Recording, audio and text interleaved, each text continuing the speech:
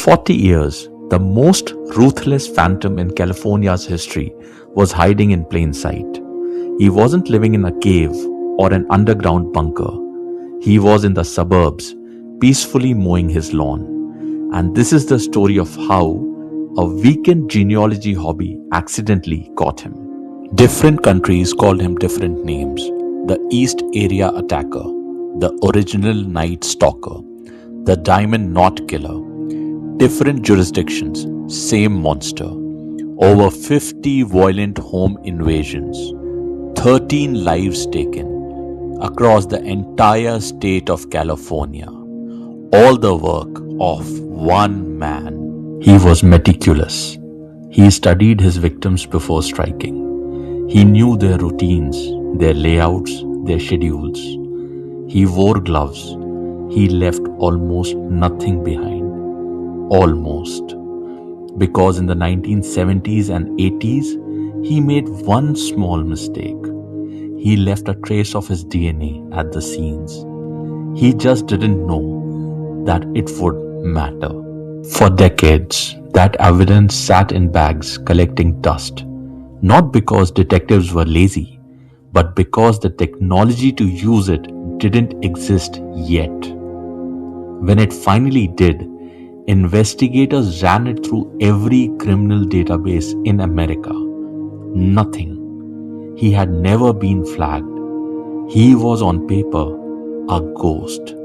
A very tidy lawn mowing ghost.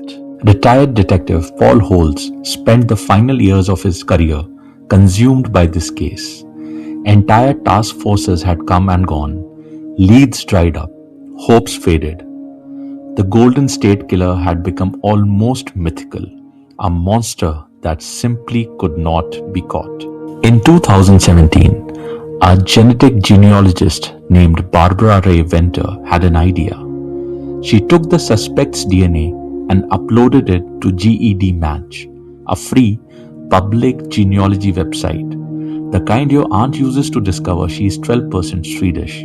The kind people join to find cousins they never knew existed. Law enforcement had never tried this before, probably because it sounds slightly ridiculous. GED Match found distant relatives of the suspect, people who had zero idea their weekend hobby would one day help crack America's coldest case. From those relatives, investigators built a family tree, branch by branch, name by name.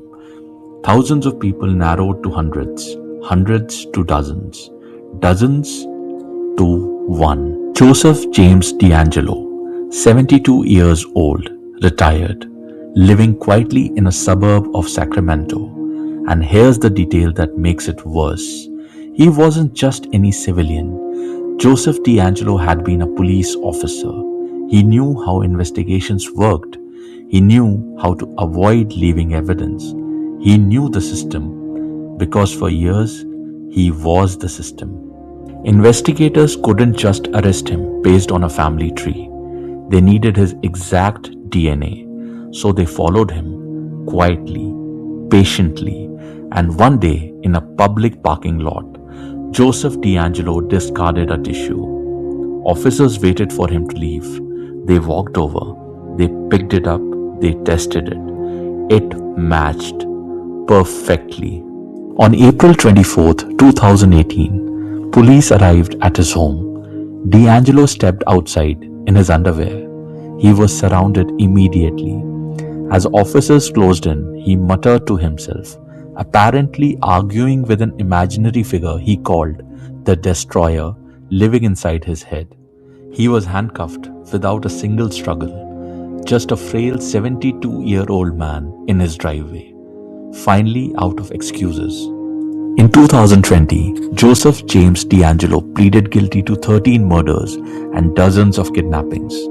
He was sentenced to life in prison. Victims and their families, some of whom had waited 40 years for this moment, finally got to stand in a courtroom, look him in the eye, and speak. The most sophisticated criminal California had ever seen, outsmarted by a genealogy website and his own distant relatives, who just wanted to know where their family came from. Somewhere out there, his cousins got a very unexpected notification that week. Thanks for watching. I'll see you in the next mystery.